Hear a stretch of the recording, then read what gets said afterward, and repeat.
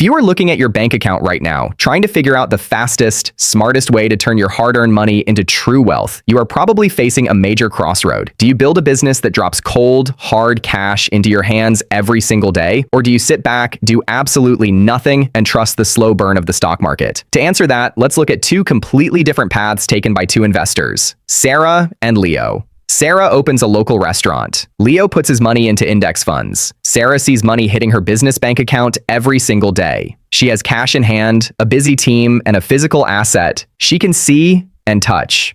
Leo has a simple email confirmation and a fluctuating number on a digital screen. Sarah's friends think she's an entrepreneurial genius. Leo's friends don't even know he invests. But when you fast forward 10 years, one of them will have generated massive wealth with zero daily effort, while the other will have realized they didn't actually buy a business. They bought a grueling, low-margin, 80-hour-a-week job. Let's run the real math behind daily income versus stock market compounding. To keep this comparison completely fair, Sarah and Leo both start with exactly $50,000 in cash. They live in the same city, have the exact same financial baseline, and share the same goal, financial freedom. Sarah takes her $50,000 and launches a cozy neighborhood restaurant. She finds a great commercial lease, renovates the space, buys professional kitchen equipment, hires a chef and 2 servers, and purchases her initial food inventory. On day 1, her restaurant is completely packed. She brings in $1,200 in gross daily revenue. At that exact rate, she is on track for over $35,000 a month. Sarah feels completely unstoppable. Daily income feels real, fast, and exciting.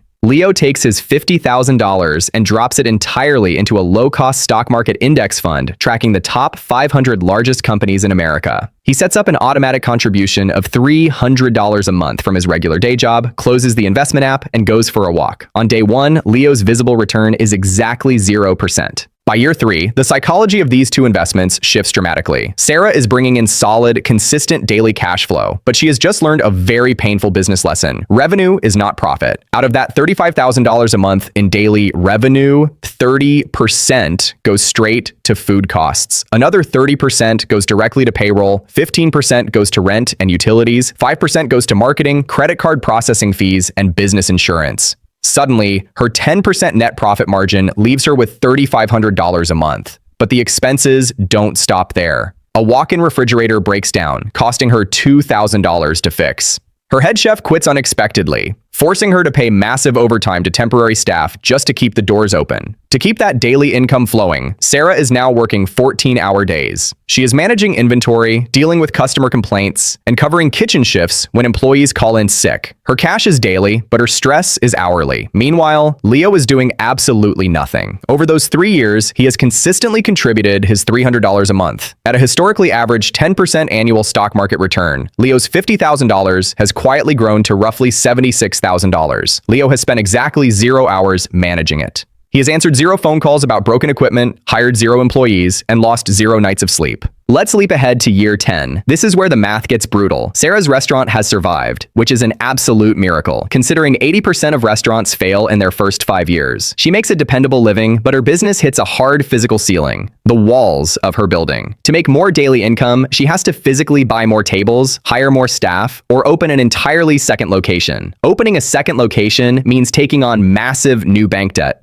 risking another $50,000 and completely doubling her workload. Her wealth is entirely tied up in physical tables, chairs, and kitchen grease. If she stops working, the daily income stops spinning. Leo, on the other hand, has let the unstoppable engine of compound interest do all the heavy lifting. By year 10, his stock portfolio, fueled by that steady $300 a month and compounding market returns, is sitting at roughly $175,000. He has put in a total of $86,000 of his own money over a decade. The other $89,000 is pure, unadulterated market growth. But here's the real kicker. If Leo decides he wants to scale his investment, he doesn't need to sign a new lease or manage a bigger team. He just types a number into his smartphone and increases his monthly contribution. Here is the real trap most people miss. Daily income feels real. It feels fast. It feels exciting. But excitement is not a wealth-building strategy. Sarah didn't buy a business. She bought a grueling, low-margin, 80-hour-a-week job, one that she can never truly walk away from. Leo built a passive engine, a machine that generates wealth whether he is watching or not. The stock market doesn't take sick days. It doesn't call out. It just compounds, quietly, relentlessly, every single year.